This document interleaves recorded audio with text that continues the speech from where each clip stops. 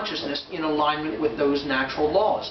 And it does take a number. It does take an amount. That's why it's called a quantum shift. I brought this up in my presentation. The word quantum in Latin means an amount of something. So for there to be a quantum shift, there does have to be a certain number. We do need to reach a critical mass number for that to go over, and it's not as small as people think it is. Most of us need to stop doing the things that are harmful and help people to understand this was the wrong way of being in the world, the wrong way of behaving, and it got us a certain result that we didn't want. It ended up in suffering. It created self-inflicted suffering. If we want to change that dynamic, we have to change the thoughts that ultimately change the underlying behavior. And that's a really good point, because let's make sure this is still recording. It is still recording. And that's a very good point, because I've always suspected for years that this planet is a quarantine prison for souls. Yeah. That our actions got us here. I felt this way my entire life, and through synchronicity we're finding others that are also aware of some of these conspiracy realities of this truth. Right. So there may be no victims in this spiritual biological video game that we're in. Talk a little bit more about that concept, because I feel, Mark, that I know you see it too, because you've spoken about it. People expecting this collective shift in consciousness while we're here in this generation. And others totally afraid that we face full annihilation. Right. And they both may be completely out of balance with the ultimate truth, with where we're going to go, or where we're going to be it in this body, or be it as we pass on. Yeah, I think all the work has to be done here on the ground. For us to expect to go to some other dimension, or some physical change, and that we're going to go somewhere else, or we're going to be liberated from this planet by other beings, I don't buy into any of those notions. We're creating our reality, co-creating it collectively. We have to make the change that in ourselves that will then be expressed in the external realm, and then we'll share that experience together. And that takes work, that takes will, that takes time as well. It's not just something that will happen all in one day or overnight. And it happens by speaking the truth to other people, knowing it yourself first. Understand the dynamic of natural law first, and then speak it to others to help them to understand it, so then they can make the corrective, the behavioral corrections that you have made, that we have made to bring our behaviors into alignment with natural law. So I think that this place is a self-imposed prison. We made the prison. The prison wasn't made outside of us for us. We did it. We turned Earth into a prison. It isn't just a prison. This can be a prison, it can be a paradise. It can be a heaven, and it can be a hell. Okay? We're turning it into hell by our collective decision making. Okay? And refusing to understand natural law, refusal to understand the truth about how we're co-creating our reality here. And this is because we want to have free will without consequence. We've gotten the notion that since we have free will, somehow we could turn that into that there are no consequences for the behaviors that we choose. And this is folly. It cannot be done. I just want to jump in and point out that in the New Age movement, there's a big belief in karma, but it's selective karma. Well, what about this country's karma? For the millions of dead bodies and what's happened in the Middle East, these horrific false flags, and all these things, is there no cause and effect here? Sure. And they'll never talk about that, because they don't want to talk about the negative. They want people to see the world through rose-colored glasses and to only look at their own individual situations. Now, I'm not telling people not to look at themselves. That's the key where this has to start. You have to do self-introspection and self-examination to gain true self-respect. But you cannot ignore the external world, the things that the behaviors that other people are taking in the world around you, and just say, oh, that has nothing to do with me. That has everything to do with everyone. This is affecting the world you live in. And if you're just willing to sit back and take it and accept it, then, things are going to change very much for the negative, and things are going to become even more unpleasant. The idea that we only have to worry about ourselves is more folly in the New Age movement. No, that's not true. You got to get yourself healed first. Heal your worldview, to change your behavior, but that's not where it ends, that's where it begins. Then you have to go and take the message to other people, and you've got to do it unapologetically, not baby spoon feeding things to people. We don't have time for that, folks. You know, the New Age movement it's just such it treats people like infants as far as I'm concerned, like it baby spoon feeds everything and never has a harsh word. This isn't real teaching. This is watered down. This is like feeding a baby, you know, infant formula. You're not even really giving them the real thing, milk, let alone something that can really nurture. You know, it's like giving a child who's really growing some kind of infant formula that they're not going to get the nutrients they need from. We need to be more upfront, a direct frontal approach. People are loath to do that, though, right, because there's conflict there. There is confrontation often. It's controversial. The word controversial means face to face with change. When you're face to face with the dynamic that you change yourself, but now it's your responsibility to help change other people. You can't make someone else change, but you can continuously put the information in front of them to influence change to occur. Most people don't want to do that. That's why near the close of my presentation I put up the quote from Carl Jung, that true enlightenment has nothing to do with imagining figures of light, or, you know, this idea of, you know, well, I'm just going to step into the light and I'm going to live there and exist there and that's it and I'm done, okay? And I just see things as good and positive all the time at all places, and it's all about my interest and it's all about, you know, my comfort and my happiness. That's not what enlightenment is. Enlightenment is not about you being happy all the time. He said real enlightenment is about making the darkness conscious.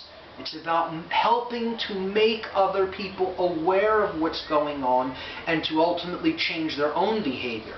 Now, ladies and gentlemen, that's the hardest work there is to do in the world. To be that influence, to be that inspiration is the hardest work there is to do.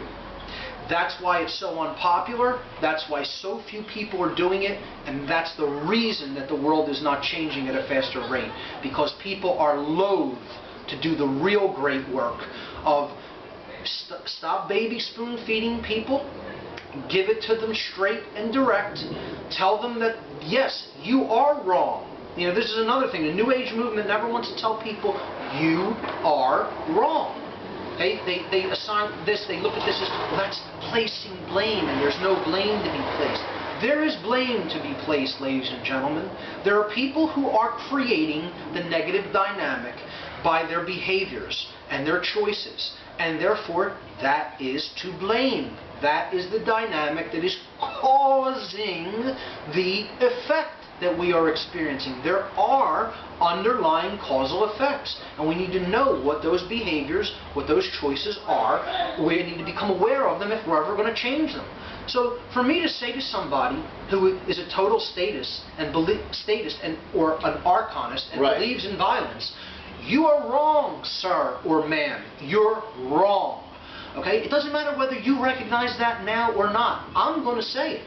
I'm going to tell them, you're wrong. What you're doing is advocating violence. It is out of balance because they don't believe in defending themselves, but they're okay with the government using force on others. Right, right. They believe that see, the big thing, the big mind control trick that's been pulled on the world is the controllers, the occult controllers have convinced most of the world that they don't have rights that they do. And that a subset of them, calling themselves government, has rights that that subset doesn't actually have. And that's what it is, an obfuscation of rights. And the reason that can happen is because people can't define what a right is. They don't really know what a right is because they don't really know what a wrong is. They don't know what a violation of rights are because they don't really know what violence is for real. Okay? So ultimately that dynamic comes down to people truly, deeply on the earth don't know the difference between right and wrong. In as simple of a way as you can put it, they don't know the difference between right and wrong. That knowledge is what conscience is. Conscience means knowledge together, or to know together. Con in Latin means together or with, and scio, sciere, which is the root of our word science, con science, is to know. Right. So con science means to know together. It's common sense. And that's knowledge. Common sense, the common sense that we need is the knowledge of what right is and what wrong is. And when we don't have that, we think that certain people have rights that they don't, and we also will be willing to think that people don't have rights that they do.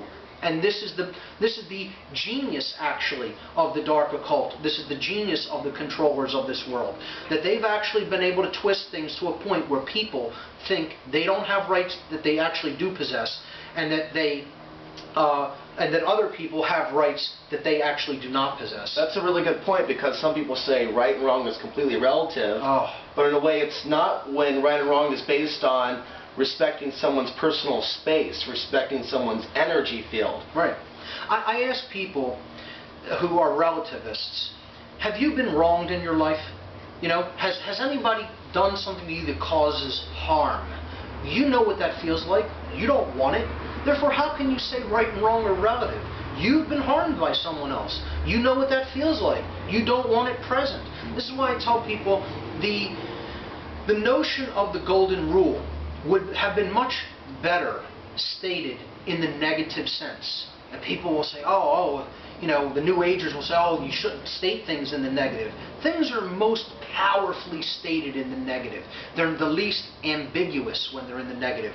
See, if I say, do unto others as you would have done to you, that's very ambiguous, because different people want different things done unto them. They want to live in a certain way. Do not do to others things that you do not want anyone to do to you. Right. Then it becomes very non-ambiguous. You know what harm is. You know what suffering is. You know what discomfort being caused to you by someone else is all about. Don't do those things to other people. That's the golden rule stated in what is known as the apophatic sense. Apophatic comes from the word apophysis in Greek. Apophysis comes from two words in Greek. Apo, meaning away from, or the negation of, or the absence of. And phanein in Greek means to speak or to say. So when we put them together, apophysis means to say no, or not to say, or to say what it is not. You can look at it as, okay? So to say what rights are not is to state what a wrong is. And if you know what a wrong is, and you know how you have been wronged by others, how you have been stolen from, how you have been cheated, or how you have been physically harmed, okay, then don't do those things to other people. That's it. This is the apophatic variant of the golden rule. Okay? It's stating it in the negative. Don't do these things because they cause harm, so don't do them to others. You wouldn't want others to do them to you, so don't do them to others. Much more powerful than the cataphatic, or the affirmative version of the golden rule. Now, earlier you really addressed the fallacy within certain aspects of New Age thinking, and now I'm really curious how you can address the fallacies within some aspects of conspiracy thinking. When people get overwhelmed by this information, they forget their own power. They start listening to some of those other opinions that only talk about death and annihilation. Right. So how do you address that when you come across individuals that seem stuck in that mindset, to help them realize their own spirit? Balance is required. You have to understand the consciousness aspects of it as well as the conspiratorial aspects of it. Both are equally as important. And when you only look at the negative and you never move toward a solutions-oriented approach, you're doing yourself and others a disservice. I like what Mark Phillips said at the conference. Don't talk about the problem unless you have a solution that you're willing to discuss as well. Okay? Present the solution with the problem. Okay? Now, again, in the format I did my radio show with, I spent a long time on the problem, but then I came forward and did solutions. I did it in a linear fashion. Let's look at what's wrong, then let's look at the solutions. If you really want to be technical, I started with the solution, because the solution is an expanded awareness and higher consciousness, and I started with that. I put that out there first. Then we looked at all the darkness. Then we went into specific solution-oriented approaches that can be applied to the problem to solve it. And how much